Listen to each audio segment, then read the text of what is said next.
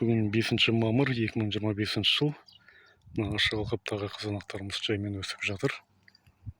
Енді кішкене қиындау болып отыр жылдан жылға. Биыл жел қатты көп болды. Әбден сабалады, сындыратын. Содан аман қалғандар өсіп жатыр. Енді әзірге жаман емес жағдайлары. Кішкене есіне енді қайттан жүйіп келе жатыр. Кешегі қатты желдерден кейін жаппай гүлдеуде. Түйіндері осындай болып қалды. Мінекей. Енді бұдан үлкендеу де түйіндері бар, мінекей.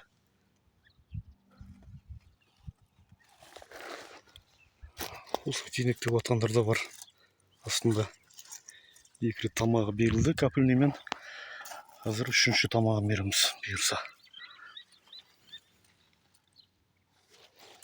Оның бәрі кешегі желден ғой. Сабақтардың бәрін сабалап тастады.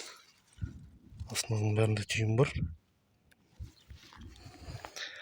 Алла қаласа осы айдың аяғында пісіп болады дегенбіз, бірақ келесі айдың бас жағына өтетін түрі бар. Өйткені күн салқын болып отыр. Енді қайтып түсіп келе жатыр. Алла істеп жатқан деген жолымызға береке берсін.